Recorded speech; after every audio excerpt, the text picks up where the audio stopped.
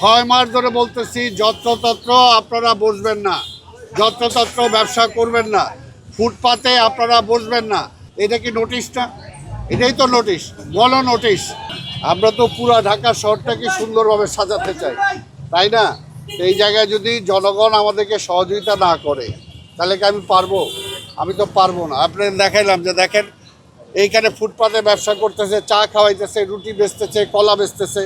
ওই কলার পলিথিনটা আর কলার খোসাটা নিচে ফেলে দিতেছে, আবার রাস্তাটা বন্ধ হয়ে যাচ্ছে, পানির ডিসকাশন বন্ধ হয়ে যাচ্ছে। আবার পানি জল জমবে তখন আবার সবাই ছবি ছাপায় দিবেন আপনারা, অনেকেই বলবে যে সিটি কর্পোরেশন ব্যবস্থা নেয় নাই। এর জন্য সিটি কর্পোরেশনের একার পক্ষে তো সম্ভব না যদি জনগণ সহযোগিতা না করে। এই ঢাকা শহর আপনার, ঢাকা শহর আমার, পরিচ্ছন্ন রাখার দায়িত্ব আমাদের সবার। এবং ব্যবসা সব জায়গায় করা যাবে না।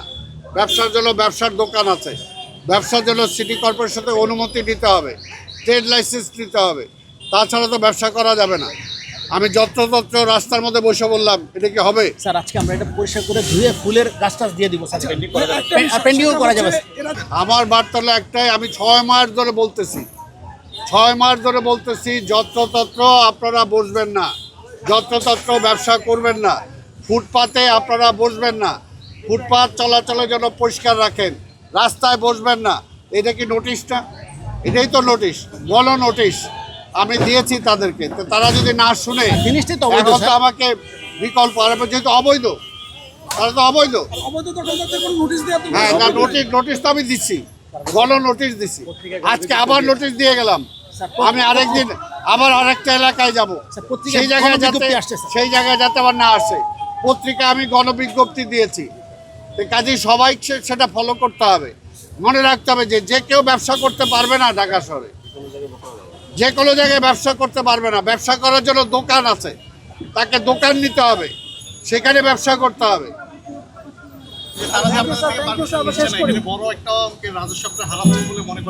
না, আমি এইখানে তো রাজস্ব চাই না।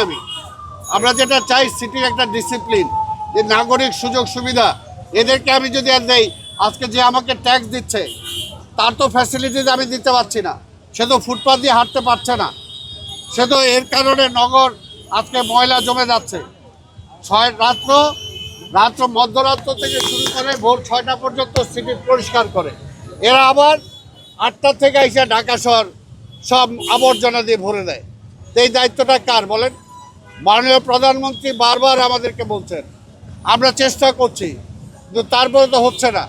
এখন তো আমার বিকল্প কোনো ব্যবস্থা নাই, আমার আইনগত ব্যবস্থা নেওয়া ছাড়া আমার আর কোনো বিকল্প ব্যবস্থা নাই। এই জন্যই মাঠে নামছি আমি, এবং আমি প্রত্যেকটা এলাকায় যাব। কাজে যার অন্যান্য এলাকায় যারা আছে আপনারা একটু জানাই দিবেন, তারা যাতে ফুটপাতে এইভাবে ব্যবসা জায়গায় না বসে এবং রাস্তাটা যাতে পরিষ্কার রাখে।